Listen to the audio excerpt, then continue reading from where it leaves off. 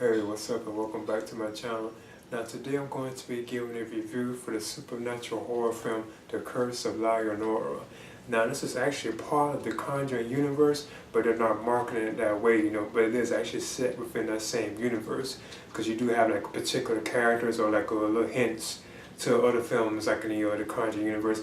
Mostly Annabelle is like a huge, not really huge, but kind of like a minor like Annabelle reference and like a particular character from that film too as well.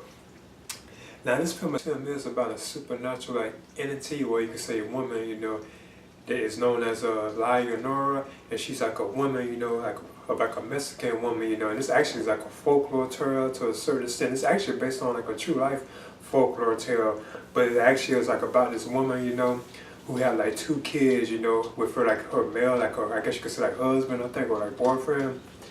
And it turns out he actually went and slept with like another woman. So after this happened, she actually turned around and actually killed both of their kids. She took both of their sons and drowned them. And the film does open with this particular incident. And it's like set like in the year of the 1600s, if I'm not mistaken. I think it was 1673, if I'm not mistaken.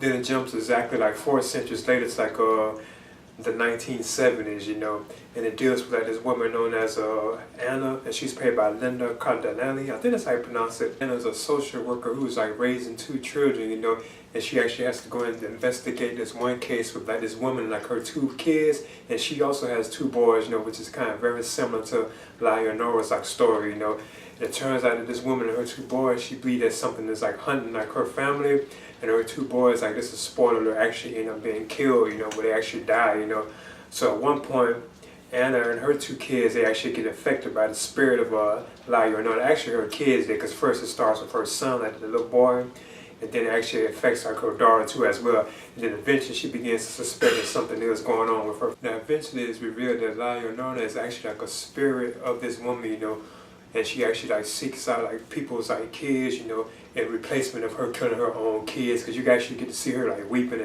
and she's sad because she actually did kill her kids, like in the past, her past life, before she became like an evil like spirit or ghost, So that's supposed like the folklore tale behind her character, She actually seeks out people's like kids, and you can go anywhere, like if she actually marks you, like she actually like burns you or whatever like that, she can actually follow you anywhere you go, you can actually leave your home or anything like that, but she would still be actually like connected to your family, Now I thought this film, it had like a nice mood and like a slow burn that I thought was kind of interesting and cool, and like the atmosphere, like look of the film, I thought was like awesome, but it's still trying to be kind of like a letdown, I thought like some of like the scares in the film could have been like done better, but they were like kind of cool and decent, But then like certain things with like La Llorona, like the character itself, some of the things she can do, like then it was like supernatural. She can like teleport, she can be here, she can be there, But then for some reason she can't come through a door or something like that. So I thought moments like that were kind of odd, that she's actually capable of doing all these other certain feats and stuff, And then you also have Raymond Cruz, who plays Raphael,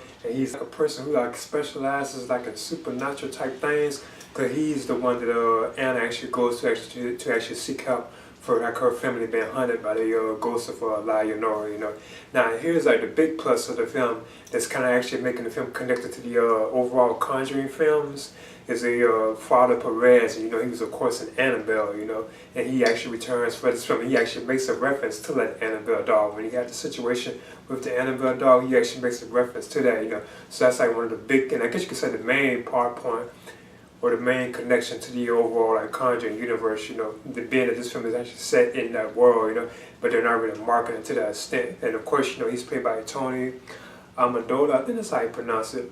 Now you also have Sean Patrick Thomas in the film as Detective Cooper, and he's kind of around like Anna's character. He tries to help her seek out answers to what's going on with like the that case that she was actually investigating with like the woman and her two kids. They end up being killed.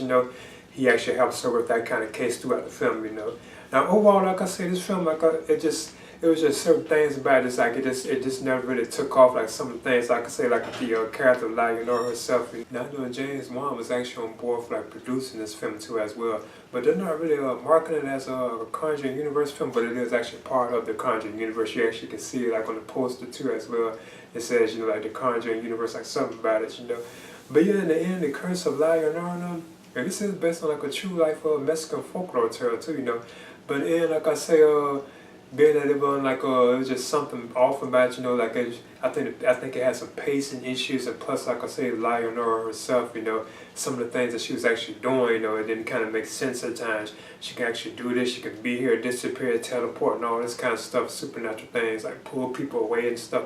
But yeah, she can't come through like a door, or she has to walk up the stairs and stuff, or she has to find them too at one point, you know, she actually has to look for them and all that, you know, when you think that she would be actually capable of knowing exactly which spot her intended victims are, you know. So I think moments like that were kind of like all out of place, you know. But you can't actually just accept, you know, that's the way it was, you know, that's the way it was actually just filmed, you know. Now this was also directed by Michael Chives, I think that's how you pronounce it.